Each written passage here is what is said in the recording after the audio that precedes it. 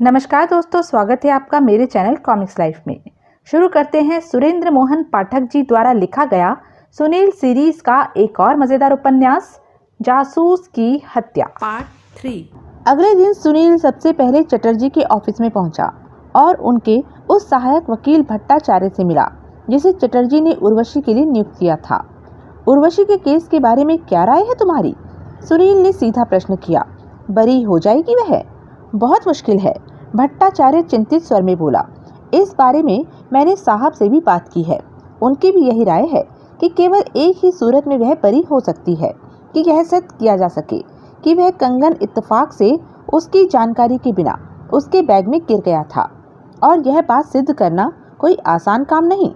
बंसल तो आखिरी दम तक यही जिद करेगा कि कंगन उसने चुराया था। उसका सेल्समैन सुरेश भी जाहिर है कि उसकी हाँ में हाँ ही मिलाएगा। और कोई सूरत नहीं।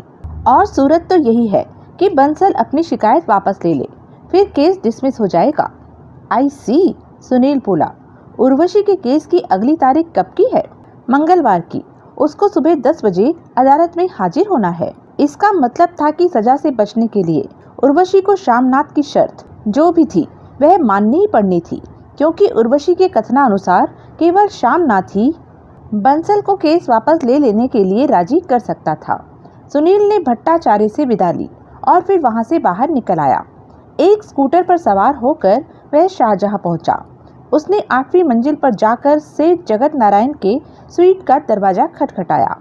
इस बार हमेशा की तरह दरवाजा तुरंत न खुला, बल्कि भीतर से पूछा गया कि कौन आया है। शायद वह सावधानी इसलिए बरती जा रही थी कि कहीं मनोहर न घुस आए। सुनील ने अपना नाम बताया तो नर्स का परिधान पहने सुनीता ने दरवाजा खोला। सुनील भीतर दाखिल हुआ। सुनीता ने तुरंत उसके पीछे दरवाजा बंद कर दिया। सेठ जी से फौरन मिलना है, सुनील बोला। सुनीता ने सहमति में सिर हिलाया और वह उसे बेडरूम में छोड़ गई। सुनील पहले की तरह वृद्ध के पलंग के पास कुर्सी घसीट कर बैठ गया। क्या खबर है? वृद्ध ने पूछा।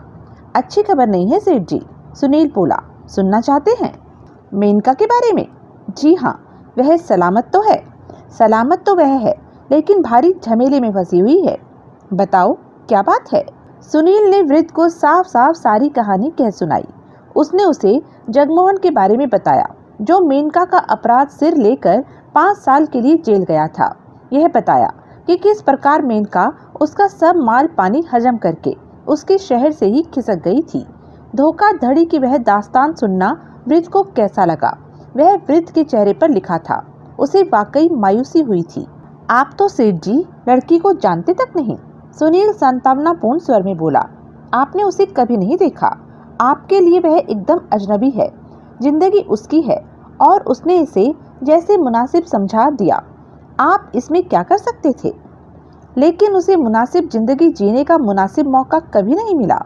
मिला भी होता तो क्या गारंटी थी कि वह एक भली और ईमानदार लड़की निकलती। क्या भले घरों में बुरे लोग पैदा नहीं होते? वृद्ध कुछ क्षण खामोश रहा और बदले स्वर में बोला। वह आदमी, मेनका का पति, आज जेल से छूटने वाला है। जी हाँ, शायद अब तक छूट भी गया हो। क्या खरीदा जा सकता है? मालूम नहीं, लेकिन कोशिश की जा सकती है। लेकिन इस बात पर निर्भर नहीं किया जा सकता। क्या पता उसके मन में बदले की भावना हमारी उम्मीदों से ज्यादा प्रबल हो। सुनील ने एक बार गौर से वृद्ध का चेहरा देखा और फिर से बोला। एक बात और है जो मैं समझता हूँ आपकी जानकारी में आनी चाहिए। दरअसल वह मेरी एक थ्योरी है, लेकिन अगर वह आपको जच जाती है तो वह अपना अगला कदम निर्धारित करने में आपकी बहुत मददगार साबित होगी। कैसी थ्योरी? मुझे पूरा विश्वास है कि मेनका की तमाम हरकतों की खबर सत्यनारायण को भी लग चुकी थी। वह तो यह भी मालूम करने में सफल हो गया था कि मेनका राजनगर में थी। सत्यनारायण कैसा आदमी था यह किसी से छुपा नहीं। उसे अपना फायदा दिखाई दे तो वह अपने क्लाइंट को भी ब्लैकमेल करने से नहीं हिचकता। अपने फायदे का एक बहुत बड़ा अवसर मुंह फाड़े उसके सामने खड़ा था, और ऐसा सुनहरा अवसर पूरी जिंदगी में एक आध बार ही आता है। सुनील एक क्षण ठिठका और फिर बोला। मेनका किसी भी सूरत में जगमोहन की जानकारी में नहीं आना चाहती थी। जब तक जगमोहन जेल में था वह सुरक्षित थी, लेकिन उसके जेल से निकलने के बाद अगर उसे मेनका की खबर लग जाती तो मेनका का अंजाम बहुत बुरा होता। यानी कि मेनका का अपनी सलामती के लिए जगमोहन से छुपा रहना जरूरी था। ऊपर से उसे विरासत में आपकी आधी जायदाद मिलने वाली थी। ब्लैकमेलिंग का इससे बढ़िया सिलसिला और क्या हो सकता था। और सत्यनारायण इस बात को खूब समझता था। अतः उसने लड़की को तलाश करके उससे संपर्क स्थापित किया और उस पर दबाव डालना आरंभ कर दिया। अर्थात या तो वह पैसे से सत्यनारायण का मुंह बंद रखे, अन्यथा वह जगमोहन को उसकी खबर देगा। सत्यनारायण ने सोचा होगा कि वह असहाय लड़की उसकी मांग स्वीकार करने के अलावा और कर ही क्या सकती थी। यही वहां धोखा खा गया। लड़की उतनी असहाय नहीं थी जितनी वह मालूम होती थी। इसलिए लड़की से दौलत की जगह उसे रिवॉल्वर की गोली मिली। शायद मेनका को ब्लैकमेल किया जाना पसंद नहीं था, इसलिए पहला मौका हाथ आते ही उसने सत्यनारायण को शूट कर दिया और अपने सिर पर मंडराते सत्यनारायण की धमकी के खतरे से उसने निजात पा ली। लेकिन अगर सत्यनारायण मेनका को तलाश कर चुकने के बाद उसे ब्लैकमेल करने लगा था, तो वह अपनी हत्या की रात को तुम्हारे फ्लैट पर क्यों गया था? क्योंकि वह मेनका की जानकारी को गुप्त नहीं रखना चाहता था। आखिर वह यह तो चाहता ही था ना कि वह अपनी जायदाद की वारिस बने। मेनका दौलतमंद बनती तो उसके हाथ भी दौलत आती ना। उसको आपकी विरासत दिलाने के लिए वह उसे छुपाकर कैसे रख सकता था? इसलिए आपके आदेशानुसार मेनका की खबर करने के लिए वह मेरे पास आया था।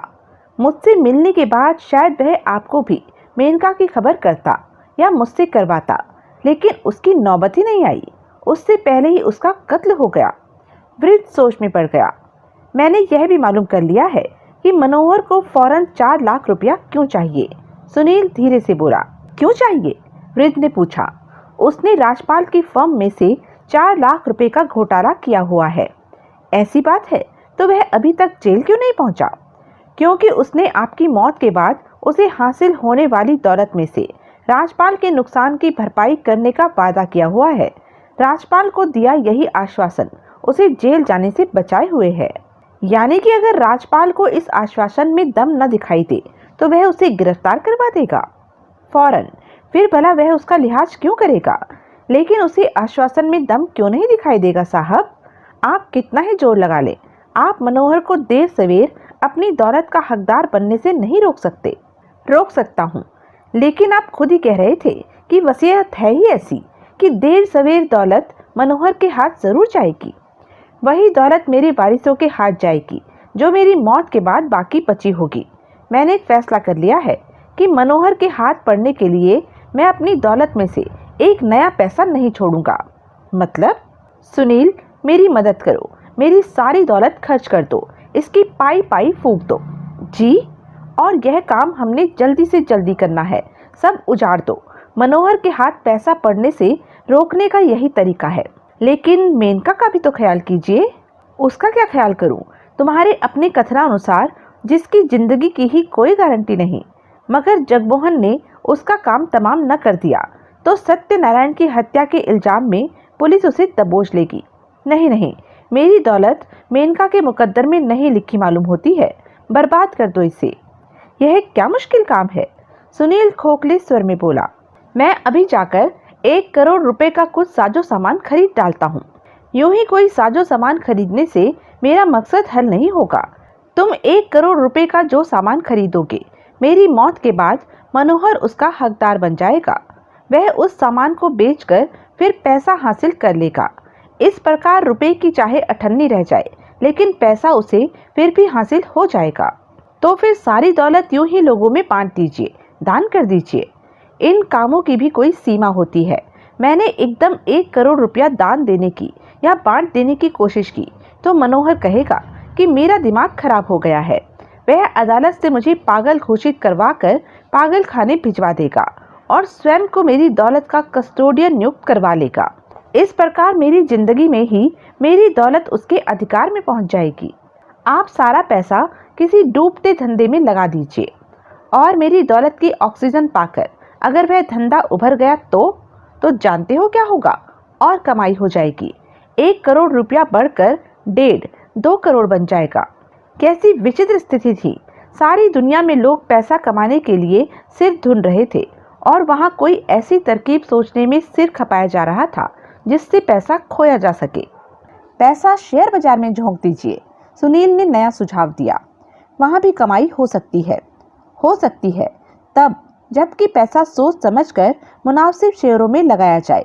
लेकिन मैं आपको किसी ऐसी कंपनी के शेयरों की खरीद में पैसा लगाने की राय दे रहा हूँ जिसका दिवाला निकलने की गारंटी हो और जिसके शेयरों को कोई मुफ्त में हाथ लगाने को तैयार न हो। हाँ, वृद्ध आशापूर्ण स्वर में बोला, यह हो सकता है। ऐसे कोई शेयर खोज कर निकालो। ठीक है। पटाशेप के संकेत के तौर पर वृद्ध ने हमेशा की तरह आंखें बंद कर ली। सुनील वहां से उठा और बाहरी कमरे में आ गया। आज शाम का क्या प्रोग्राम है? सुनील ने सुनीता से पूछा। कोई प्रोग्राम नहीं, विद्या अभी गई है। सुनीता बोली, मेरी ड्यूटी रात तक चलेगी। ओह, लेकिन सुनीता अर्थपूर्ण स्वर में बोली, कल इतवार है, कल मैं दिन भर फ्री हूँ। सच? हाँ, कल मैं कार लेकर आऊँगा, कहीं लंबी ड्राइव के लिए चलेंगे। तुम्हारे पास कार है? समझदार लोग आम खाने से मतलब रखते हैं, पेड़ गिनने से नहीं। ओके, कार लेकर आना। सुनील शाहजहां से निकला और मैजेस्टिक सर्कल पहुंचा। उसे मालूम था शनिवार को गिफ्ट हाउस जल्दी बंद हो जाता था। उसे लंबा इंतजार नहीं करना पड़ा। थोड़ी ही देर बाद बंसल का सेल्समैन सुरेश शोरूम से बाहर निकला और पैदल ही एक और चल दिया। सुनील उसके पीछे पीछे हो लिया। कोई 1 मील पैदल चलते रहने के बाद सुरेश एक इमारत में दाखिल हो गया। वह एक 2 मंजिली इमारत थी। सुनील ने उसे सीढ़ियां चढ़कर ऊपरली मंजिल पर जाते देखा। थोड़ी देर बाद उसे एक खिड़की पर सुरेश की एक झलक दिखाई दी। सुनील भी इमारत में दाखिल हुआ और ऊपरली मंजिल पर पहुंचा। वहां उसे 2 दरवाजे दिखाई दिए। सुनील ने मनी मन हिसाब लगाया कि वह खिड़की जिसके आगे उसने सुरेश को देखा था किस दरवाजे की हो सकती थी, और फिर उसने दाईं ओर के दरवाजे की कॉल बेल बजा दी। दरवाजा खुद सुरेश ने खोला। सुनील को सामने खड़ा पाकर वह चौंका। आप? वह बोला। शुक्र है तुम मुझे भूल नहीं गए। सुनील मीठे स्वर में बोला। यहाँ कैसे पहुंच गए आप? तुमसे मिलने आया हूँ। मुझसे? हाँ, लेकिन किस लिए? भीतर तो चलो, बताता हूँ। सुरेश बड़े अनिच्छापूर्ण ढंग से एक और हट गया। सुनील भीतर दाखिल हुआ। सुरेश ने उसके पीछे दरवाजा बंद कर दिया। आपको यहाँ नहीं आना चाहिए था मिस्टर सुनील, वह बोला। वजह? सुनील हैरानी से बोला। बंसल साहब को आपका मुझसे मिलने आना बुरा लग सकता है, वह बोला। हालांकि आप कितनी भी कोशिश क्यों न करें, मैं अपना बयान नहीं बदलने वाला। मिस उर्वशी के बारे में मेरा बयान हमेशा वही रहेगा जो पहले था। बेशक रहे, मेरा तुम्हें अपना बयान बदलने को कहने का कोई इरादा नहीं है, लेकिन बंसल साहब ऐसा सोच सकते हैं। उन्हें ऐसा नहीं सोचना चाहिए। मैं उर्वशी का कोई हिमायती नहीं हूँ। अगर उसने चोरी की है तो उसे अपने किए की सजा मिलनी ही चाहिए, सख्त सजा मिलनी चाहिए, ताकि ऐसी और लड़कियों को भी सबक हासिल हो। सुरेश ने उलझनपूर्ण भाव से सुनील की ओर देखा। प्रत्यक्षता उसे सुनील से ऐसे जवाब की उम्मीद नहीं थी। मैं तुम्हारी स्वामी भक्ति से बहुत प्रभावित हूँ, सुनील बोला। मैं ऐसे आदमी की बहुत कदर करता हूँ जो किसी लालच में पड़कर अपना ईमान बेचने को तैयार नहीं होता। सुरेश के चेहरे पर रौनक आ गई। आप यहाँ आए किस मकसद से हैं? उसने पूछा। मैं तुमसे एक आध सवाल पूछना चाहता हूँ, सुनील बोला। सवाल? वह सशंक स्वर में बोला। मामूली सवाल। मैं तुमसे ऐसा कोई सवाल नहीं पूछना चाहता जिसका जवाब देने में तुम्हारे मालिक का कोई अहित हो सकता हो, लेकिन और फिर तुम तो इतने काबिल आदमी हो, तुम्हारी काबिलियत तो तुम्हारे चेहरे पर टपकती है। भला मैं तुमसे किसी ऐसे जवाब की उम्मीद कर सकता हूँ जो तुम देना नहीं चाहते? आप क्या पूछना चाहते हैं? तुम गिफ्ट हाउस में कब से काम कर रहे हो? 3 साल से ज़्यादा वक्त हो गया है। काफ़ी अरसा होता है यह। बंसल साहब तो बहुत संतुष्ट होंगे तुमसे। जी हाँ, वह गर्वपूर्ण स्वर में बोला। मैंने आज तक उन्हें शिकायत का मौका नहीं दिया। उर्वशी तो गिफ्ट हाउस की पक्की ग्राहक मालूम होती थी। जी हाँ, काफ़ी सामान ले जाती है वे हमारे यहाँ से। अभी पिछले महीने ही मैंने उन्हें एक सच्चे मोतियों की माला दी थी। उससे पहले वो एक नीलम की अंगूठी ले गई थी। अच्छा, इतनी पैसे वाली लड़की है वो? क्या मालूम, लेकिन अगर आपका इशारा उन जेवरात की कीमत की तरफ है जिनका कि मैंने अभी जिक्र किया है, तो उनकी कीमत वह थोड़ी ही अदा किया करती थी। वे सब तो उपहार थे। अच्छा, इतने कीमती उपहार कौन देता था उसे? यह तो मैं नहीं बता सकता। यह भी कोई छुपाने वाली बात है? यह तो मैं उर्वशी से भी पूछ सकता हूँ। वह खामोश रहा और सच पूछो तो उर्वशी मुझे बता चुकी है कि कौन उसे इतने कीमती उपहार दिया करता था। आपको मालूम है? वह अविश्वासपूर्ण स्वर में बोला। हाँ, वे सब उपहार उसे सुनील ने अंधेरे में तीर छोड़ा शामनाथ से हासिल होते थे, है ना? सुरेश के चेहरे पर लिखा था कि तीर निशाने पर बैठा था। हर कोई जानता है कि शामनाथ उर्वशी का प्रशंसक रह चुका है, सुनील बोला। लेकिन मैं तो दरअसल यह जानना चाहता हूँ कि क्या शामनाथ और लड़कियों को भी ऐसे उपहार दिया करता था? नहीं साहब, अगर शामनाथ जी यूं दाएं बाएं उपहार बांटने लगे तो शोरूम का दिवाला न पिट जाए। एक बार की तो सुरेश की उस बात का महत्व सुनील को समझ में ही नहीं आया, लेकिन जब बात उसकी समझ में आई तो उसके लिए अपने भीतर उमड़ती उत्तेजना को छुपाना कठिन हो गया। शोरूम का असली मालिक शामनाथ है? सुनील ने सहज भाव से पूछा। शामनाथ जी शोरूम के पार्टनर हैं, सुरेश यूं बोला जैसे कोई भारी रहस्य उद्घाटन कर रहा था। दरअसल शामनाथ जी और बंसल साहब चचेरे भाई हैं। अब सारी कहानी सुनील की समझ में आ गई। सुरेश, सुनील प्रसन्न स्वर में बोला। I love you. सुरेश सकपकाया। विस्की पीते हो? जी हाँ, कभी कभी। तुम्हारी पसंदीदा विस्की कौन सी है? पसंदीदा विस्की तो पीटर स्कॉट है, लेकिन मैं गरीब आदमी हूँ, उसे अफोर्ड नहीं कर सकता। मैं तो जब पीता हूँ हाईलैंड चीफ पीता हूँ। अब पीटर स्कॉट ही पीना मेरी ओर से। मैं आज ही पीटर स्कॉट की एक पूरी पेटी तुम्हारे लिए भिजवाता हूँ। जीते रहो मेरे दोस्त। और सुनील वहां से विदा हो गया। सुरेश हक्का बक्का सा उसे जाता देखता रहा। एक स्कूटर पर सुनील लिंटन रोड पहुंचा। 26 नंबर इमारत तलाश करने में उसे कोई दिक्कत न हुई। वह एक 3 मंजिली इमारत थी और उसकी दूसरी मंजिल पर उर्वशी रहती थी। सुनील इमारत में दाखिल होने ही वाला था कि तभी एक मोटरसाइकिल इमारत के ऐन सामने आकर रुकी। मोटरसाइकिल को शालीमार नाइट क्लब के जुआ घर का क्रूपियर सरदार सिंह चला रहा था। सुनील इमारत में दाखिल होने के स्थान पर सीधा आगे गुजर गया। उसने एक बार पीछे झांककर देखा तो उसने सरदार सिंह को मोटरसाइकिल से उतरकर इमारत में दाखिल होते पाया। थोड़ी देर बाद सुनील वापस लौटा। वह चुपचाप भीतर दाखिल हुआ और इमारत की सीढ़ियां चढ़ने लगा। दूसरी मंजिल पर केवल एक ही फ्लैट था और उसके बंद दरवाजे के पीछे से उर्वशी की क्रोधित आवाज आ रही थी। तुम्हारी अकल खराब हो गई मालूम होती है, उर्वशी कह रही थी। यहाँ क्यों आ गए हो? हरनाम सिंह को पता लग गया तो छुट्टी हो जाएगी। जब छुट्टी होगी तो दोनों की होगी, सरदार सिंह की आवाज सुनाई थी। वैसे तुम फिक्र मत करो, आज वह किसी और बखेड़े में व्यस्त है, वह यहाँ नहीं आ सकता। मैं तसल्ली करके आया हूँ। तुम हरनाम सिंह का जिक्र छोड़ो और माल पाने का जिक्र शुरू करो। मेरा माल मेरे हवाले करो मेम साहब। मरे क्यों जा रहे हो? मिल जाएगा माल। माल कहीं भागा नहीं जा रहा। मैं उसे भागने दूंगा तभी तो भागेगा। लाओ मेरा हिस्सा मुझे दो। 50,000 रुपये मेरे हवाले करो ताकि मैं यहाँ से कूच करूँ। ऐसे कैसे हवाले करूँ? इतना पैसा मैं अपने फ्लैट में थोड़े ही रखती हूँ। और क्या अपने बैंक के खाते में जमा करा कर आती हो जुए की कमाई? खाते में नहीं, लेकिन रखती बैंक में ही हूँ, लॉकर में। आज तो बैंक बंद हो चुका है, कल इतवार है, सोमवार को आना। तुम झूठ बोल रही हो, पैसा यहीं होगा। यही है तो तलाश कर लो। फिर फर्श पर धम धम पड़ते भारी कदमों की आवाज आई। कुछ क्षण बाद सरदार सिंह की गुर्राती हुई भारी आवाज फिर सुनाई दी। माल निकालो फौरन, अभी। अरे क्या मेरी बात तोड़ोगे? कहा ना पैसा यहाँ नहीं है, वह बैंक के लॉकर में बंद है। मेरा विश्वास करो, मैं भला झूठ क्यों बोलूंगी तुमसे? और फिर 1 लाख रुपए की क्या बिसात है? अभी तो हमने हरनाम सिंह के समुद्र में से सिर्फ एक बूंद निकाली है। मैं अभी तुम्हारे साथ दगाबाजी करके आगे का स्कोप भला क्यों खराब करूंगी? यह लिफाफेबाजी जाने दो। जो चालबाजी हमने की है वह 2-3 बार से ज्यादा चलने वाली है ही नहीं। वह कहानी खत्म समझो। समझो कि मेला उठ गया। हरनाम सिंह कोई मूर्ख नहीं है।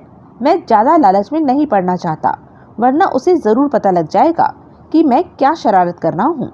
शक तो उसे अभी ही हो रहा होगा।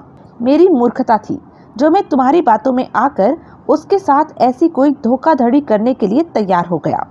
अब जो हो चुका सो हो चुका। भविष्य में तुम्हें जिताने के लिए मैं हरनाम सिंह के साथ और बेईमानी नहीं करूंगा। मेरा हिस्सा निकालो वरना। उर्वशी पीड़ा से कराही। कहा ना बैंक में है। सरदार, भगवान के लिए मेरा विश्वास करो। माल कहाँ है?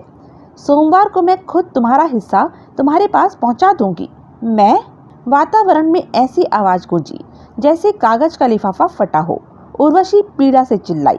जाहिर था सरदार सिंह ने उसे एक बड़ा झन्नाटेदार थप्पड़ रसीद किया था।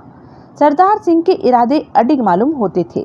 वह अपना कोई आधा हिस्सा हासिल किए बिना वहां से हिलने वाला नहीं मालूम होता था। सुनील ने कॉल बेल बजा दी। भीतर तुरंत सन्नाटा छा गया। फिर फर्श पर पड़ते भारी कदमों की आवाज सुनील को फिर सुनाई दी। आवाज प्रवेश द्वार से दूर होती जा रही प्रतीत हो रही थी। शायद सरदार सिंह फ्लैट के पृष्ठ भाग में कहीं जाकर छुप रहा था, क्योंकि उसके लिए तो यह भी हो सकता था कि शायद हरनाम सिंह आया हो। कौन है? दरवाजे की दूसरी तरफ से उसे उर्वशी का नर्वस स्वर सुनाई दिया। सुनील। तुरंत दरवाजा खुला। सुनील को यूं लगा जैसे उसे देखकर उर्वशी ने बड़ी राहत महसूस की हो। हेलो, सुनील बोला। वह भीतर दाखिल हुआ। बड़े मौके पर आए हो? वह बोली। मैं हमेशा ही बड़े मौके पर आता हूँ। आज कौन से मौके पर आया हूँ? मौका? नहीं, मेरा मतलब था कि मैं तुम्हें याद कर रही थी, इसलिए तुम्हें आया देखकर मुझे बहुत खुशी हुई है। ओह, तभी पिछले कमरे की चौखट पर सरदार सिंह प्रकट हुआ। ओह, आई एम सॉरी, सुनील बोला। मुझे नहीं मालूम था कि तुम व्यस्त हो। नहीं, उर्वशी जल्दी से बोली। ये साहब तो बस जा ही रहे थे, है ना सरदार सिंह? सरदार सिंह जबरन मुस्कुराया। फिर उसने सहमति में सिर हिलाया। कल, वह धीरे से बोला। मैं फिर आऊंगा, तैयारी करके रखना। कल तो इतवार है सरदार सिंह, उर्वशी बोली। मुझे मालूम है, तैयारी करके रखना। फिर सरदार सिंह लंबे डग भरता हुआ फ्लैट से बाहर निकल गया। सुनील ने अपनी जेब से सिगरेट का पैकेट निकाला और उर्वशी की तरफ किया। उर्वशी ने कृतज्ञता ज्ञापन करते हुए सिगरेट ले लिया। सुनील ने सिगरेट खुद भी लिया और फिर लाइटर निकालकर पहले उर्वशी का और फिर अपना सिगरेट सुलगाया। ऐन मौके पर आया मैं, सुनील ढेर सारा धुआं उगलता हुआ बोला। वह तो तुम्हारे हाथ पांव तोड़ने को आमादा मालूम होता था। उर्वशी के चेहरे पर तुरंत ऐसे भाव उभरे जिन्हें सुनील समझ न सका कि वे भय के थे या हैरानी के। तुम सब सुन रहे थे? वह बोली। मैं क्या, सारी लिंटन रोड सुन रही थी, सुनील बोला। इतना चिल्ला कर तो बोल रहे थे तुम, बस पब्लिक एड्रेस सिस्टम पर अनाउंस करने की कसर थी। ओह, उर्वशी के मुंह से निकला। उसने असहाय भाव से अपना शरीर सोफे पर ढीला छोड़ दिया। ओह, यह सरदार सिंह तो बड़ा फसादी आदमी मालूम होता है, सुनील बोला। मैं उसे हैंडल कर सकती हूँ, वह बोली। क्या हरनाम सिंह को भी हैंडल कर सकती हो? क्या मतलब? सुना है वह हसद का मारा आदमी है और तुम्हें अपनी निजी प्रॉपर्टी समझता है। उसे अपने किसी कर्मचारी का तुम्हारे इर्द गिर्द मंडराना पसंद नहीं आएगा। छोड़ो, वह लापरवाही जताती हुई बोली। और फिर तुम्हारे से तो दोहरी शिकायत होगी। दोहरी शिकायत? हाँ, सरदार सिंह के सहयोग से तुम उसकी गोद में बैठकर उसकी दाढ़ी मूंड रही हो। तुम तो सब कुछ जानते हो। अभी जाना है? क्या जाना है? यही कि जो 1 लाख रुपया तुमने पिछले 3 दिनों में शालीमार के जुआ घर में जीता है, बल्कि यूं कहो कि सरदार सिंह ने तुम्हें जितवाया है, वह उसमें से आधा हिस्सा चाहता है। जाहिर है कि पिछले 3 दिनों से सरदार सिंह पासों के साथ कोई ऐसी शरारत कर रहा था जिसके परिणाम स्वरूप तुम लगातार जीत रही थी। वह जब चाहता तुम्हारी जीत पर फुल स्टॉप लगा देता, लेकिन उसने ऐसा नहीं किया। वह जानबूझकर तुम्हें जिताता रहा, इस उम्मीद में कि बाद में माल में से उसे आधा हिस्सा दोगी। अगर ऐसा हो भी गया तो आफत क्या आ गई? 1 लाख रुपए की कमी से हरनाम सिंह का कोई दिवाला नहीं निकल जाने वाला। सवाल रकम का नहीं है, सवाल इस बात का है कि तुमने उसे बेवकूफ बनाया है। लेकिन उसे यह बात अभी मालूम थोड़ी ही है, मालूम होगी भी नहीं। कौन बताएगा उसे? मेरे बताने का तो सवाल ही नहीं पैदा होता। सरदार सिंह भी नहीं बताएगा। क्या तुम बताओगे? सुनील मुस्कुराया। उसने सिगरेट का एक लंबा कश लगाया। नहीं, तुम नहीं बताओगे। तुम्हारा कोई मतलब ही नहीं है इस सिलसिले से। तुम तो। लेकिन सुनील उसकी बात नहीं सुन रहा था। एकाएक उसके कान दरवाजे की ओर लग गए थे। उसने होठों पर उंगली रखकर उर्वशी को चुप रहने का संकेत किया और अपने स्थान से उठकर दबे पांव दरवाजे की तरफ बढ़ा। दरवाजे के पास पहुंचकर उसने उसका हैंडल पकड़ा और एक झटके से दरवाजा खोल दिया। बाहर वातावरण में सिगरेट का धुआं लहरा रहा था, लेकिन वहां कोई मौजूद नहीं था। वह लपक कर सीढ़ियों के दहाने पर पहुंचा। उसे नीचे से किसी के जल्दी जल्दी सीढ़ियां उतरने की आहट मिली। सीढ़ियों के दहाने के पास जमीन पर सिगरेट की राख गिरी हुई थी। सुनील ने झुककर उसे छुआ। वह अभी गर्म थी। वह लपक कर वापस फ्लैट में आया। वह एक खिड़की के पास पहुंचा। उसने पर्दा हटाकर बाहर झांका। उसे देखते देखते सरदार सिंह इमारत से बाहर निकला और अपनी मोटरसाइकिल पर जा सवार हुआ। यानी अब सरदार सिंह को मालूम हो चुका था कि वह और उर्वशी हरनाम सिंह के साथ जो ठगी कर रहे थे, उसकी खबर सुनील को लग चुकी थी और सरदार सिंह की निगाहों में सुनील हरनाम सिंह का दोस्त भी हो सकता था। और अगर हरनाम सिंह को खबर लग गई कि उसी का क्रूपियर उसे डबल क्रॉस कर रहा था, तो वह उसे मच्छर की तरह मसल देगा। वह वापस उर्वशी के सामने आ बैठा। कुछ बात थी? उर्वशी ने सशंक स्वर में पूछा। कुछ नहीं, सुनील बोला।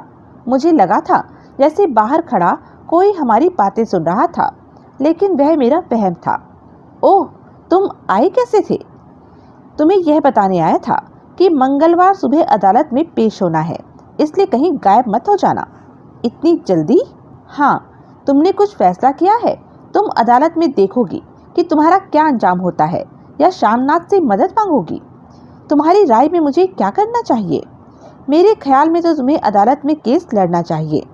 तुम कहते थे कि केस में दम नहीं, अब है। अब क्या हो गया है? अब मुझे यह मालूम हुआ है कि श्यामनाथ भी गिफ्ट हाउस का पार्टनर है और वह और बंसल चचेरे भाई हैं। क्या? उर्वशी हैरानी से चिल्लाई। मैं सच कह रहा हूँ। तो यह बात है, वह कहर भरे स्वर में बोली। फिर बरसाती नदी के उफान की तरह उसके मुंह से श्यामनाथ के लिए गालियां और कोसने बह निकले। जब तक वह बुरी तरह हाँफ न गई, उसने गालियां देनी बंद न की। यानी कि मुझ पर जो चोरी का इल्जाम लगाया गया था, अंत में वह बोली, वह सब श्यामनाथ की करतूत थी। मुझे एक पूर्व निर्धारित योजना के अनुसार फंसाया गया था। उस रोज मेरा जन्मदिन था और श्यामनाथ को इसकी खबर थी।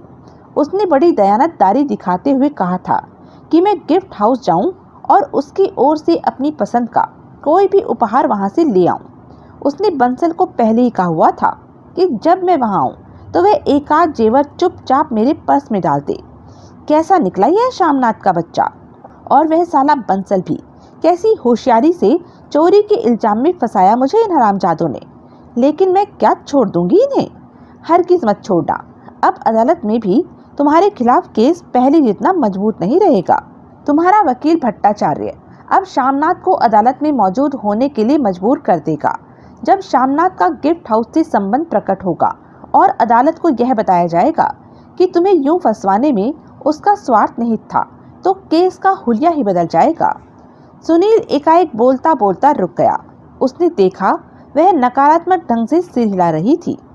क्यों? सुनील हैरानी से बोला। क्या मैं ठीक नहीं कह रहा? तुम ठीक कह रहे हो, लेकिन मैं यह रुख अख्तियार नहीं कर सकती। लेकिन क्यों? है कोई वजह जो? मुझे खेद है, मैं तुम्हें इस वक्त नहीं बता सकती। क्या तुम जेल जाना चाहती हो? हरगिज़ नहीं। लेकिन अगर यह रुख अख्तियार नहीं करोगी तो कैसे बचोगी जेल जाने से? मुझे सोचने के लिए थोड़ा वक्त दो यार। ठीक है, मंगलवार सुबह तक का वक्त है तुम्हारे पास। लेकिन क्या है? ऐसा भी क्या सीक्रेट है? श्यामनाथ पर क्या होल्ड है तुम्हारा? अगर मैं तुम्हें बता दूंगी तो वह सीक्रेट थोड़ा ही रह जाएगा।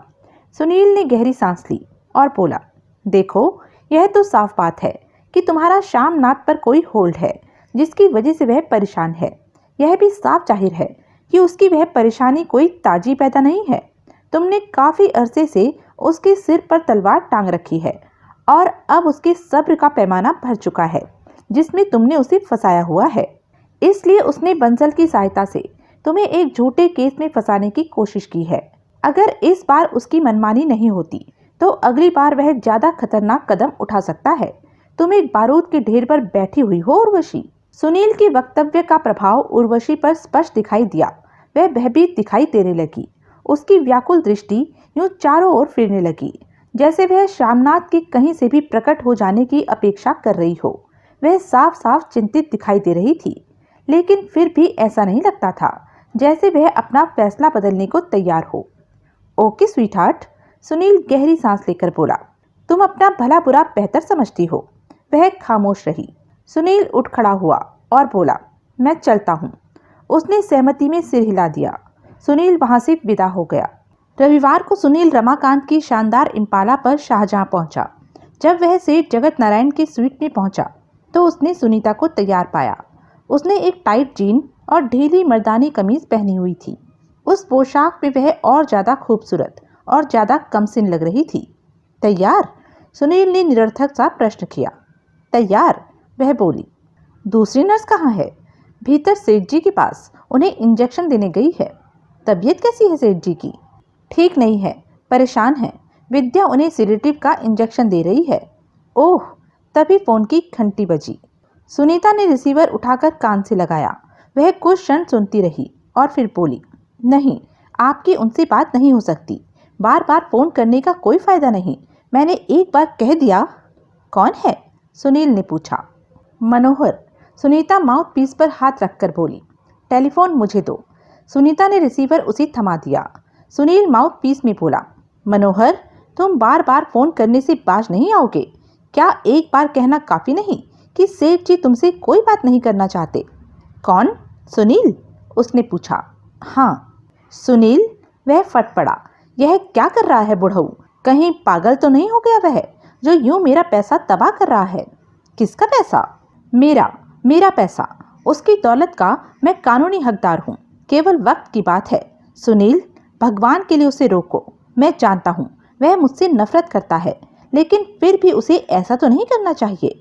वह तो मेरी तबाही का सामान कर रहा है। हो क्या गया है? तुम्हें नहीं मालूम? मुझे कुछ नहीं मालूम। तुम्हें उन शेयरों के बारे में नहीं मालूम जो कल बुढ़ऊ ने खरीदे हैं? अरे कहा ना, नहीं मालूम। और तुम सेठ जी का जिक्र जरा अदब से करो। बुढ़ऊ ने कल 50 लाख रुपया कुएं में झोंक दिया है। उसने विशाल मोटर्स के 50,000 शेयर खरीद लिए हैं। एक शेयर की कीमत 100 रुपये ही है। उसने जबकि उस शेयर को बाजार में कोई 5 रुपये में खरीदने को तैयार नहीं। कंपनी का दिवाला पिटने वाला है और 10-15 दिनों में वह बंद होने वाली है। बूढ़ा जरूर पागल हो गया है। अरे सारा शेयर बाजार जानता है। सब कह रहे हैं कि बूढ़े की मत मारी गई है, जो उसने यूं 50 लाख रुपए बर्बाद कर दिए हैं। मुझे मालूम है बुढ़ऊ ने ऐसा क्यों किया है। वह कंगला मरना चाहता है ताकि मेरे पल्ले कुछ न पड़े। सुनील, भगवान के लिए रोको। मेरा यह काम कर दो। मैं तुम जो मांगोगे दूंगा। मैं बुजुर्गवार को अपनी मनमानी करने से नहीं रोक सकता। माल उनका है, वे उसे रखें चाहे फेंके, मर्जी उनकी है। माल उनका नहीं, मेरा है। फिलहाल तो उनका है। जब तुम्हारा होगा तो तुम सहेज कर रख लेना उसे। कुछ बचेगा तो मेरा होगा ना। अगर उसने बाकी के 50 लाख रुपयों के भी ऐसे ही डूबते शेयर खरीद लिए तो मैं तो बर्बाद हो जाऊंगा। लेकिन मैं ऐसा नहीं होने दूंगा। कैसे रोकोगे उसे? मैं कानून का सहारा लूंगा। मैं कोर्ट से बुढ़ऊ को पागल घोषित करवा दूंगा। मैं पागल खाने में बंद करवा दूंगा। अव्वल तो ऐसा मुमकिन नहीं होगा। सेठ जी मानसिक रूप से एकदम स्वस्थ हैं और उनके होशो हवास पूरी तरह उसके काबू में हैं। फिर भी अगर तुम कोर्ट से अपने हक में फैसला करवाने में कामयाब हो गए तो जब तक सेठ जी पागल करार दिए जाएंगे तब तक वे सारी दौलत फूंक चुके होंगे। मैं स्टे ऑर्डर ले आऊँगा। आज तो इतवार है, कोर्ट बंद है। आज यह भी मुमकिन नहीं होगा। कल जब तक तुम कोर्ट से स्टे लाओगे तब तक सेठ जी और 50 लाख के शेयर खरीद चुके होंगे। मेरे पास और भी तरीका है बुढ़ऊ को अपनी करतूत से रोकने का। वही तरीका जो सत्यनारायण पर आजमाया था। क्या बकते हो मनोहर? अगर सेठ जी को कुछ हो गया तो पुलिस सबसे पहले तुम्हें ही गिरफ्तार करेगी।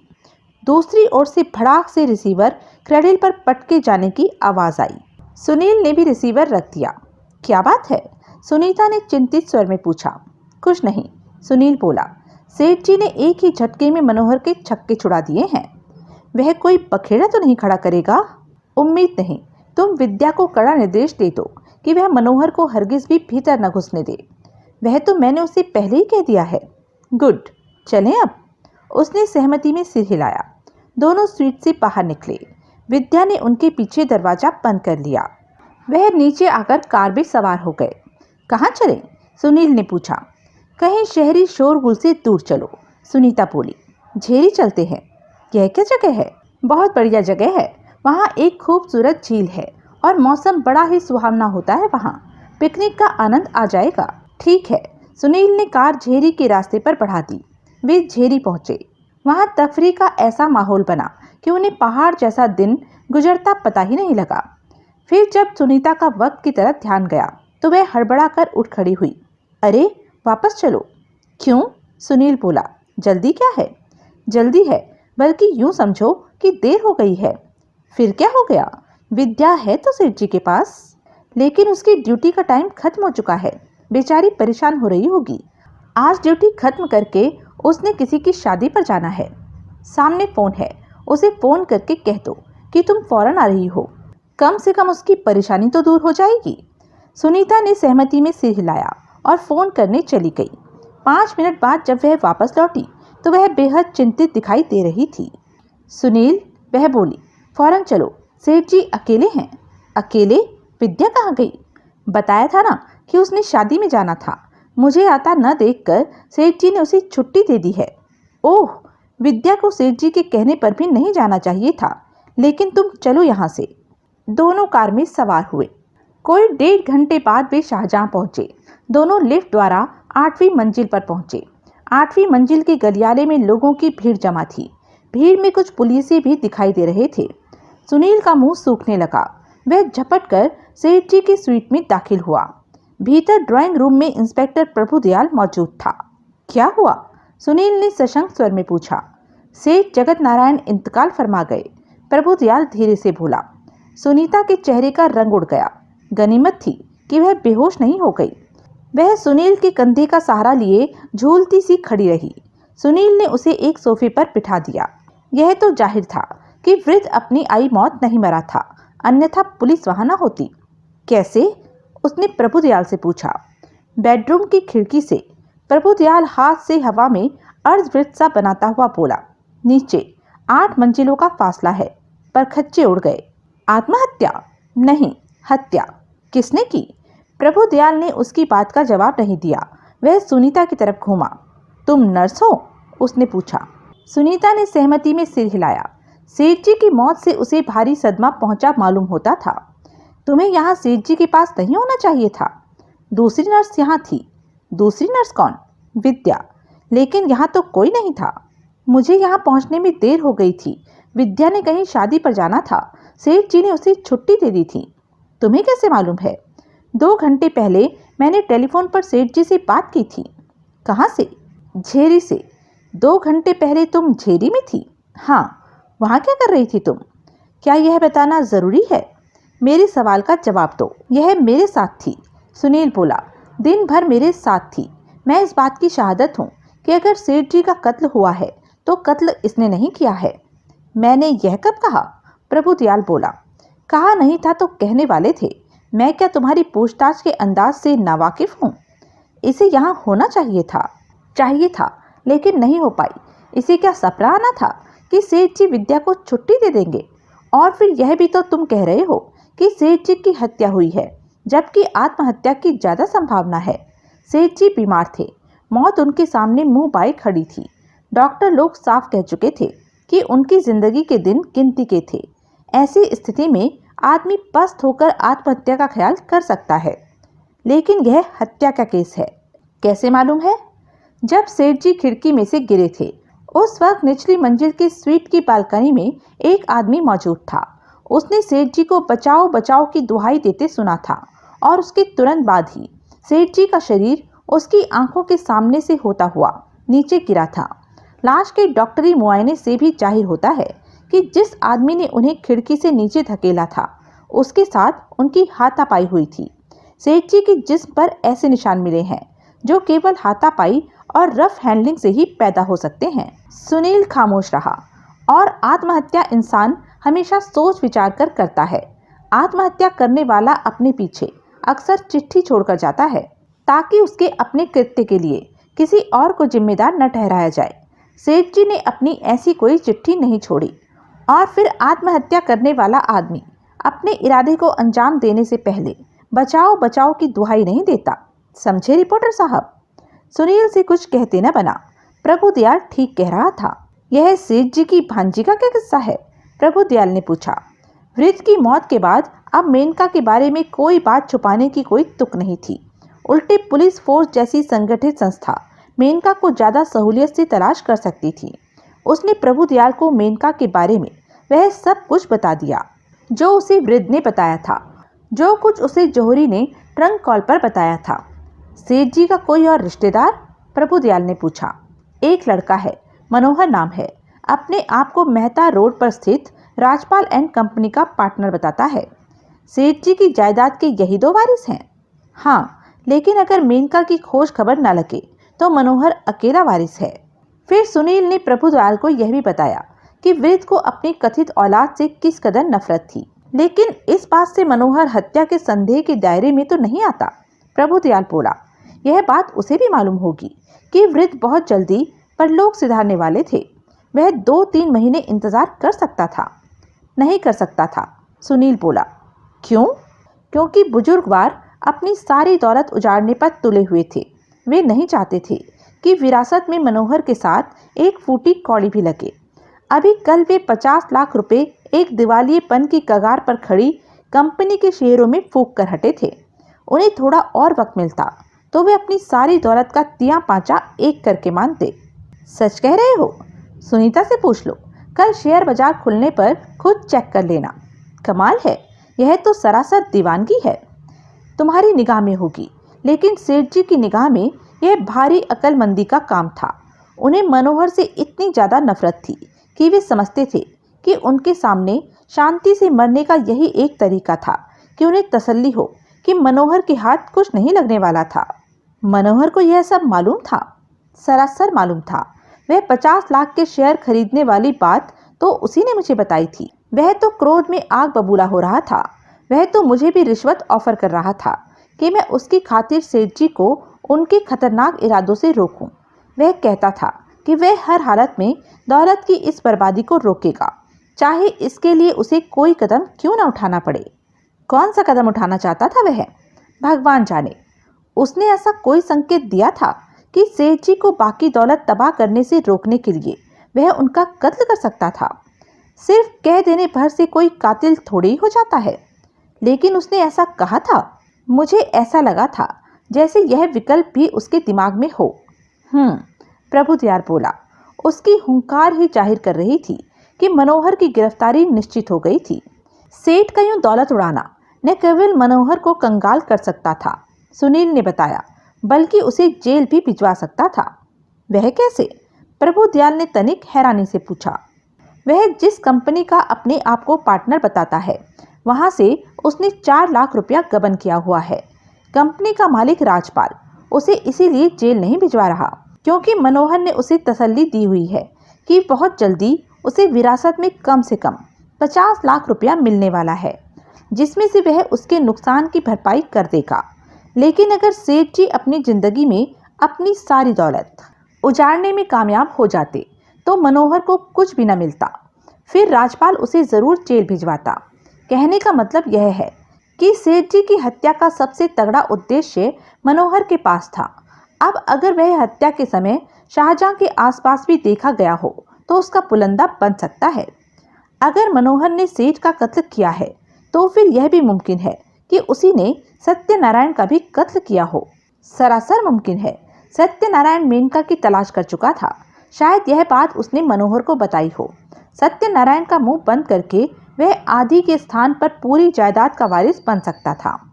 प्रभुदयाल कुछ क्षण सोचता रहा और फिर अपने एक मातहत की तरफ घूमा। मनोहर को हिरासत में लेने का इंतजाम करो, उसकी एक तस्वीर हासिल करो और उसे यहाँ होटल में हर किसी को दिखाकर पूछो कि क्या किसी ने उसे होटल में या होटल के इर्द गिर्द मंडराते देखा था। Yes sir. और राजपाल को भी पुलिस हेडक्वार्टर तलब करो। Yes sir. मातहत वहां से बाहर निकल गया। प्रभुदयाल फिर सुनील की तरफ घूमा।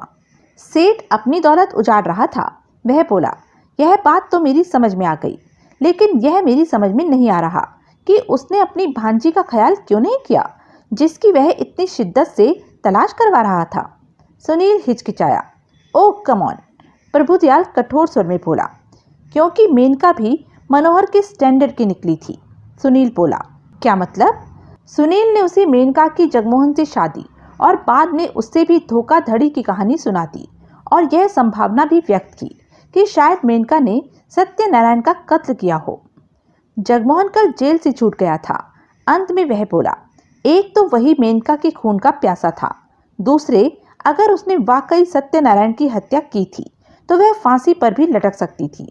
सेठ जी को हर हाल में सारी दौलत मनोहर के हाथ में जाती लग रही थी।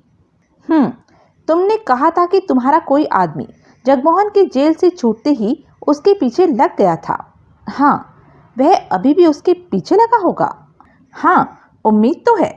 और तुम्हारे ख्याल से जगमोहन को मेनका की खबर है? हाँ। तुम्हारे उस आदमी ने फिर कोई रिपोर्ट नहीं भेजी? अभी तो नहीं भेजी। सेठ जी ने कभी तुम पर यह संभावना व्यक्त की थी कि मनोहर उनके कत्ल की कोशिश कर सकता था? हाँ। यह बात तुमने पुलिस को क्यों नहीं बताई? मैं कौन होता हूँ बताने वाला? सेठ जी चाहते तो बता सकते थे। और फिर? और क्या? और फिर मेरे ख्याल से तो मेनका भी बुजुर्गवार की हत्यारी हो सकती थी। कैसे? देखो, यह बात तो निश्चित है कि सत्यनारायण ने उसे तलाश कर लिया था। मुमकिन है उसने मेनका से संपर्क भी स्थापित किया हो और उसे बताया हो कि उसे विरासत में अपने मामा का 50 लाख रुपया मिलने वाला था। मेनका उस वक्त बड़ी लाचार हालत में थी। जगमोहन जेल से छूटने वाला था और मेनका को उसके खतरनाक इरादों का बखूबी अंदाजा था। शायद मेनका ने सोचा हो कि अगर उसके मामा की दौलत जगमोहन के जेल से छूटने से पहले उसके हाथ में आ जाए तो वह दौलत का लालच देकर जगमोहन को खरीद सकती थी। यह कोई दमदार थ्योरी नहीं। सेठ जी के कत्ल के लिए उसे मालूम होना चाहिए था कि सेठ जी होटल में अकेले थे और किसी मर्द को खिड़की से नीचे धकेलना किसी औरत के बस का काम नहीं। सेठ जी होटल में अकेले थे, यह बात तो एक फ़ोन कॉल से मालूम हो सकती थी। मेनका को किसी ने देखा नहीं है। क्या पता वह कोई मर्दों जैसी बलिष्ठ औरत हो। और फिर बुजुर्गवार तो हड्डियों का ढांचा थे, उनको खिड़की से बाहर धकेलने के लिए ज़्यादा दमखम दरकार नहीं था। सेठ जी की स्वीट में दाखिल होना उसके लिए बेहद आसान था। सेठ जी को मालूम होने की देर थी कि उनकी भांजी आई थी, जिसकी वे इतनी बेताबी से तलाश करवा रहे थे कि वे लपक कर दरवाज़ा खोलते। लेकिन वह है कहाँ? इतना हंगामा हो गया और वह अभी भी गायब है। अब गायब नहीं रहेगी। सेठ जी की दौलत पर अपना आधा हक जताने के लिए उसे प्रकट होना ही पड़ेगा। प्रभुदयाल कुछ क्षण विचारपूर्ण मुद्रा बनाए चुपचाप बैठा रहा। फिर वह सुनीता से संबोधित हुआ। यह स्वीट तो हम सील कर रहे हैं, तुम्हें रहने के लिए कोई और जगह तलाश करनी होगी। मैं रिसेप्शन पर फोन करके इसके लिए दूसरे कमरे का इंतजाम करता हूँ। सुनील बोला। नहीं, सुनीता बोली, मैं इतने महंगे होटल में रहना अफोर्ड नहीं कर सकती। उसकी तुम चिंता मत करो, सुनील बोला, मेरे पास सेठ जी का बहुत पैसा है। लेकिन छोड़ो भी। सुनील ने रिसेप्शन पर फोन किया। सुनीता को 10वीं मंजिल पर एक कमरा दे दिया गया। फिर सुनीता ने अपना सारा सामान एक सूटकेस में समेट लिया। सुनील ने सूटकेस उठाया और उसके साथ उसके नए कमरे में आ गया। सुनीता उदास सी एक कुर्सी पर ढेर हो गई। सब खत्म हो गया, वह धीरे से बोली। बुजुर्गवार की जिंदगी ही खत्म हुई है, सुनील बोला, जो कि देर सवेर होनी ही थी। उनके हत्यारे की तलाश तो अभी शुरू हुई है। कोई क्यों किसी की जान लेता है, कोई क्यों कत्ल करता है, यह तो कत्ल करने वाला ही बेहतर बता सकता है। लेकिन अगर तुम्हारा इशारा सेठ जी के कत्ल की तरफ है तो उनका कत्ल तो जिसने भी किया है दौलत के लालच में किया है। क्या दौलत इतनी महत्वपूर्ण होती है? पहले नहीं होती थी, लेकिन आज की दुनिया में होती है। क्यों? क्योंकि लोग आलसी, बेईमान, नाकारे, कामचोर हो गए हैं। कोई मेहनत करके पैसा नहीं कमाना चाहता, हर कोई इजी मनी चाहता है। इसी वजह से चोरी, डकैती, बटमारी और कत्ल की वारदातों की गणना दिन पर दिन बढ़ती जा रही है। परिश्रम और पुरुषार्थ की महिमा आज की दुनिया में से घटती जा रही है। इंसानी जिंदगी बड़ी सस्ती हो गई है। दुनिया में इंसानों की कमी नहीं, अरबों हैं, हर क्षण और पैदा होते जा रहे हैं। कत्ल करने वाला सोचता है कि अगर उसने अपने स्वार्थ की खातिर एकाध आदमी को उसके वक्त से पहले दुनिया से रुखसत कर दिया तो आफत क्या आ गई। वैसे क्या लोग मरते नहीं? दुर्घटनाएं हो जाती हैं, महामारी फैल जाती है, भूचाल आ जाता है, बाढ़ आ जाती है, जंग छिड़ जाती है और शहर के शहर तबाह हो जाते हैं। अगर इकाई के तौर पर सोचा जाए तो क्या कीमत है इंसानी जिंदगी की? एक मरता है तो उसकी जगह लेने के लिए 100 और पैदा हो जाते हैं, लेकिन जिसका एक मरता है उसकी 100 और पैदा नहीं होते। ठीक है, लेकिन हर मरने वाले की मौत पर आंसू भी तो नहीं बहाए जाते। लोग मरने वाले को नहीं रोते, उस सुख को रोते हैं जो मरने वाले के साथ उनसे छिन जाता है। अगर यह बात न हो तो इंसान को केवल अपने प्रियजनों की ही मौत का अफसोस न हो, उसे दुनिया में होने वाली हर मौत का अफसोस हो। लड़ाई के मैदान में एक नौजवान गोली खाकर मर जाता है। एक आदमी खाना खाकर पान खाने के लिए घर से निकलता है और बस के नीचे कुचला जाता है। कोई नौजवान किसी प्रदर्शन के नारे लगाता हुआ पुलिस की गोली का शिकार हो जाता है। कोई कैंसर से मर जाता है। एक नौजवान की मौत का गम हर किसी को होना चाहिए, लेकिन क्या होता है? नहीं होता। ऐसी खबरें हम रोज अखबार में पढ़ते हैं, हमें ऐसी मौत याद तक नहीं रहती। लेकिन गम होता है उस माँ को, मरने वाला जिसका बेटा था, उस बहन को जिसका वह भाई था, उस पत्नी को जिसका वह पति था। लेकिन उसका गम भी बरकरार नहीं रहता। वक्त बड़े बड़े गम भुला देता है। आने वाले कल की झोली में खुशियां भी होती हैं, गम भी होते हैं। गम आता है तो खुशी भी आती है, बिल्कुल वैसे ही जैसे दिन के बाद रात आती है और रात के बाद दिन आता है। वह खामोश रही। तुम्हें सेठ जी की मौत का बहुत अफसोस हो रहा है? हाँ, बहुत भले आदमी थे वे। तुमने सोचा है कि अगर तुम तफरी के लिए मेरे साथ झेरी न जाती तो शायद बुजुर्गवार की जान बच जाती? क्या मतलब? क्या तुम्हें मालूम नहीं था कि तुम्हारा वक्त पर वापस लौटना जरूरी था? क्या तुम्हें मालूम नहीं था कि विद्या को शादी पर जाना था और वह तुम्हारे न लौटने पर भी रुक नहीं सकती थी? सुनीता ने उत्तर नहीं दिया, लेकिन उसका चेहरा पीला पड़ गया और होठ भींच गए। और फिर मनोहर को सेठ जी की राजनगर में मौजूदगी के बारे में किसने बताया था? उसे कैसे मालूम हुआ कि सेठ जी शाहजहां होटल में मौजूद थे? आखिर किसी ने तो उसे बताया ही था। क्या तुमने बताया था? तुम मुझ पर हत्यारे की सहायता करने का इल्जाम लगा रहे हो? वह हैरानी से बोली। मैं तुमसे एक सवाल पूछ रहा हूँ। तुम्हें मुझसे ऐसा सवाल पूछने का कोई हक नहीं है। लेकिन वह अपने स्थान से उठी और दृढ़ कदमों से दरवाजे की तरफ बढ़ी। दरवाजे के पास पहुंचकर उसने एक झटके से उसे खोल दिया और दांत भींचकर बोली, तशरीफ ले जाइए। लेकिन मैंने अर्ज किया है, तशरीफ ले जाइए। अच्छी बात है, सुनील गहरी सांस लेकर बोला। वह भारी कदमों से वहां से बाहर निकल गया। सुनील अपने फ्लैट पर पहुंचा। बेडरूम में पलंग पर बैठकर उसने जूता उतारने के लिए अभी हाथ बढ़ाया ही था कि एकाएक उसे वार्डरोब के भीतर से आती भारी खटखट की आवाज सुनाई दी। वह उठकर वार्डरोब के समीप पहुंचा। वार्डरोब की चिटकनी बाहर से चढ़ी हुई थी। उसने चिटकनी खोलने के लिए उसकी तरफ हाथ बढ़ाया। तभी वार्डरोब के पॉलिश हुए दरवाजे में उसे अपने पीछे मौजूद एक आदमी का साया दिखाई दिया। साये का एक हाथ ऊपर को उठा हुआ था और वह उस पर झपटने को तत्पर था। सुनील ने बिजली की फुर्ती से एक और छलांग लगा दी।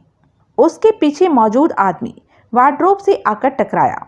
सुनील ने देखा वह सरदार सिंह था और उसके हाथ में एक निहायत खतरनाक लगने वाला लंबा चाकू था। सरदार सिंह किसी जंगली जानवर की तरह गुर्राता हुआ फिर उसकी तरफ झपटा। सुनील बड़ी मुश्किल से उसका वार बचा पाया। पागल हो गए हो क्या? सुनील बौखलाए स्वर में बोला। मैंने क्या बिगाड़ा है तुम्हारा? सरदार सिंह दांत निकालकर गुर्राया। वह अपना चाकू वाला हाथ सामने फैलाए धीरे धीरे सुनील की ओर बढ़ने लगा। सुनील पीछे हटने लगा। उसे सरदार सिंह की आंखों में ऐसी दहशत भरी चमक दिखाई दे रही थी जैसे वह नशे में हो। सुनील पीछे हटता हटता ड्राइंग रूम में आ गया। उसने झपट कर एक कोने में रखा पीतल का भारी पेडिस्टल लैंप उठा लिया। चाकू फेंक दो सरदार सिंह, सुनील ने निरर्थक सी चेतावनी दी। सरदार सिंह ने जैसे सुना ही नहीं। उसने बाहें आगे फैलाकर चाकू हवा में लहराया। सुनील के पीछे हटते हटते भी चाकू का फल उसके कोट के आस्तीन से उलझा और उसे चीरता चला गया। सुनील को शरीर में कहीं चाकू की चुभन महसूस हुई। फिर वह कूदकर पीछे हटा। उसने पेडिस्टल लैंप दोनों हाथों में थाम लिया और उसे सिर से ऊंचा करके लाठी की तरह अपने पर दोबारा झपटते सरदार सिंह की दिशा में घुमाया। पीतल का भारी पेडिस्टल लैंप पूरी शक्ति से सरदार सिंह की कनपट्टी से टकराया। सरदार सिंह के मुंह से एक कराबिना निकली और वह कटे वृक्ष की तरह ड्राइंग रूम के फर्श पर धराशायी हो गया। चाकू उसके हाथ से छिटक कर दूर जा गिरा। सुनील ने पेडेस्टल लैंप जमीन पर रख दिया। उसने चाकू को पांव की ठोकर मारकर सोफे के नीचे पहुंचा दिया और सावधानी से सरदार सिंह के समीप पहुंचा। सरदार सिंह अब कम से कम सुनील पर आक्रमण करने योग्य नहीं रहा था। उसकी कनपट्टी से खून बह रहा था और वह बेसुध फर्श पर पड़ा था। सुनील वापस बेडरूम में पहुंचा। उसने सावधानी से वार्डरोब का दरवाजा खोला। जौहरी वार्डरोब में से लुढ़ककर बेडरूम के फर्श पर आ गिरा। सुनील हक्का पक्का सा उसका मुंह देखने लगा। जौहरी के हाथ पांव बंधे हुए थे और मुंह में कपड़ा ठुसा हुआ था, लेकिन वह होश में था और उसकी व्याकुल निगाहें कभी सुनील पर और कभी फ्लैट के चारों ओर फिर रही थी। सुनील ने जल्दी जल्दी उसे बंधन मुक्त किया। जौहरी ने उठकर अपने पैरों पर खड़ा होने का उपक्रम किया, लेकिन सफल न हो सका। वह फर्श पर ही बैठा रहा और अपने हाथ पांव मसलने लगा। सुनील किचन में से ब्रांडी की बोतल ले आया। उसने बोतल जौहरी को थमा दी। जौहरी ने नीट ब्रांडी के 2-3 घूंट पी डाले। तुरंत उसके चेहरे पर रौनक आ गई। तुम तो दिल्ली में थे, सुनील बोला। यहाँ कैसे पहुँच गए, और वह भी मेरी वार्डरोब में? बस आया ही था कि इस मुसीबत में फंस गया, जौहरी हाँफता हुआ बोला।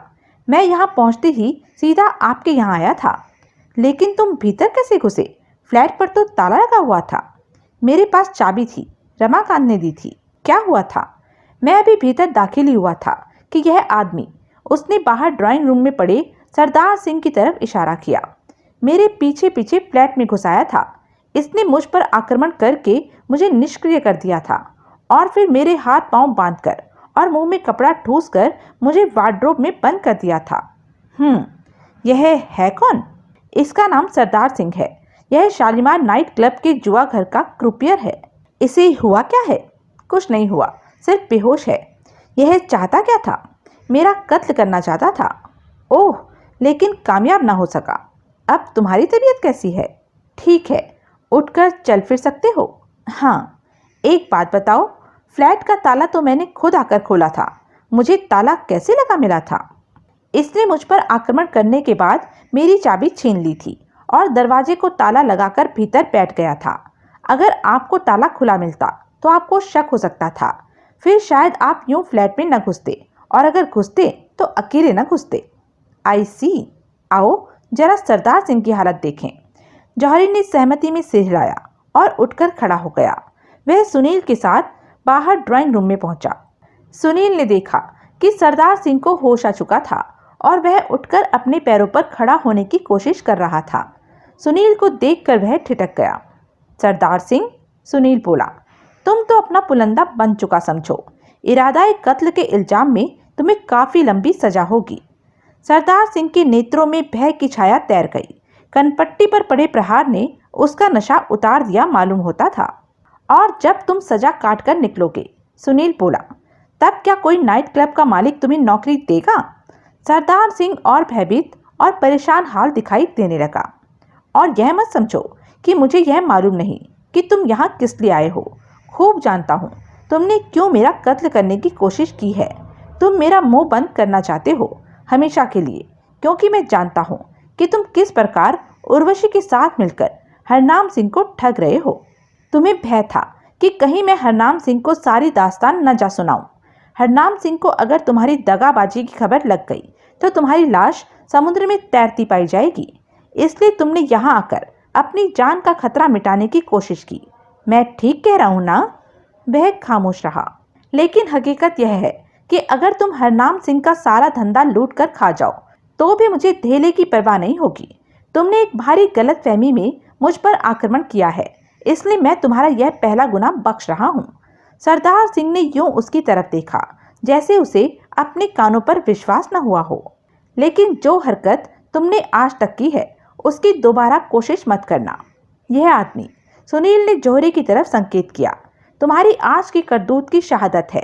मैं तुम्हें बाद में भी गिरफ्तार करवा सकता हूँ और सजा दिलवा सकता हूँ, समझ गए? सरदार सिंह ने सहमति में सिर हिलाया। अब फुटो यहाँ से और जाकर किसी डॉक्टर से अपनी मरहम पट्टी करवाओ। सरदार सिंह उठा।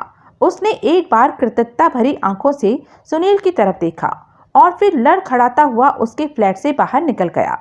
सुनील एक सोफे पर ढेर हो गया। ब्रांडी की बोतल अभी भी जौहरी के हाथ में थी और वह उसे धीरे धीरे चुसक रहा था। तुम यहाँ कैसे पहुँच गए? सुनील ने उससे पूछा। तुम तो दिल्ली में थे। था, वह बोला, लेकिन जब जेल से छूटने के बाद जगमोहन दिल्ली में नहीं टिका तो मैं कैसे टिक सकता था? वह अब कहाँ है? यहाँ, राजनगर में। अच्छा। जी हाँ, मैं साई की तरह उसके पीछे लगा रहा था। यहाँ आकर वह इंपीरियल होटल में ठहरा था। वह कोई आधा घंटा अपने कमरे में टिका था। फिर उसने लॉबी में आकर कुछ टेलीफोन कॉल की थी।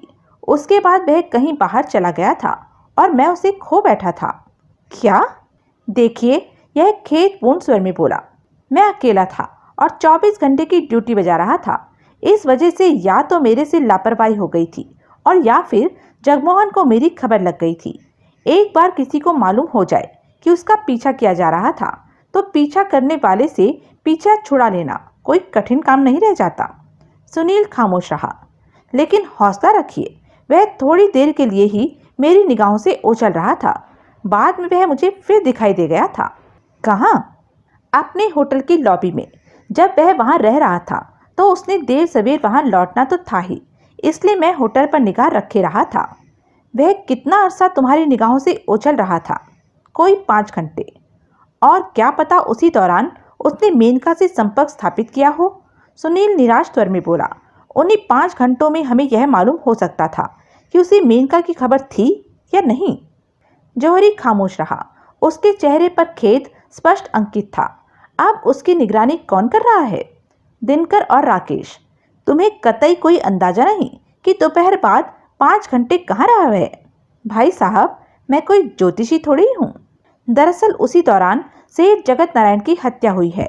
मैं सोच रहा हूँ कि क्या जगमोहन का उस हत्या से कोई रिश्ता हो सकता है। सेठ जी की हत्या हो गई है तो अब तो आप मेनका की तलाश बंद कर देंगे। नहीं, सेठ जी ने स्पष्ट शब्दों में कहा था कि वे मरे या जिंदा रहें, मैं मेनका की तलाश जारी रखूं और उसे उसका हक दिलवाने की पूरी कोशिश करूं। ओह, और सेठ जी ने यह भी कहा था कि अगर उनकी अकस्मात मौत हो जाए तो मैं इसके लिए उनके लड़के मनोहर को ही जिम्मेदार समझूं। अच्छा, यह बात तो आपको पुलिस को बतानी चाहिए। पुलिस को मालूम है मनोहर हिरासत में है।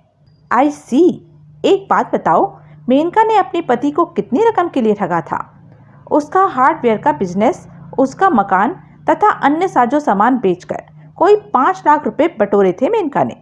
अच्छा, इतना पैसा? यानी कि जगमोहन अच्छा खासा खाता पीता आदमी था उन दिनों। जी हाँ, और यह सारा माल मेनका ने एक्ट्रेस बनने की फिराक में बम्बई में उड़ा दिया। जी हाँ। जगमोहन की आर्थिक स्थिति कैसी है इस वक्त? कुछ माल पानी तो होगा उसके पास, तभी तो राजनगर आकर इंपीरियल में ठहरा है। कहाँ से आया माल पानी? शायद यार दोस्तों से उधार लिया हो। एक बात बड़ी अच्छी तरह याद करके बताओ जौहरी, 5 घंटे गायब रहने के बाद जब जगमोहन वापस होटल में लौटा था तो उस वक्त कैसा लग रहा था वह? बहुत नर्वस, परेशान हाल। होटल में दाखिल होते ही वह सीधा बार में गया था और आनन फानन 3 लार्ज बैग विस्की के पी गया था। उसके बाद वह अपने कमरे में चला गया था। अच्छा, सुनील चिंतित स्वर में बोला। जौहरी खामोश रहा। इस बार तो जगमोहन गायब नहीं हो जाएगा? नहीं होगा, जौहरी निश्चयात्मक स्वर में बोला। अब तो हम अपने शहर में हैं, यहाँ हमें आदमियों की कमी थोड़ी ही है। एक काम और करवाना। बोलिए। सेठ जी की नर्स सुनीता भी शाहजहां होटल में है, उसकी निगरानी करवाओ। उसकी हर हरकत की खबर मुझे लगनी चाहिए। ओके। उसके बाद जौहरी वहां से विदा हो गया। तो यह थी अब तक की कहानी। आगे की कहानी जानने के लिए बने रहें मेरे साथ। और हाँ, मेरे चैनल को लाइक, शेयर और सब्सक्राइब करना ना भूलें। और कमेंट करके ज़रूर बताएं कि यह वीडियो आपको कैसा लगा। धन्यवाद।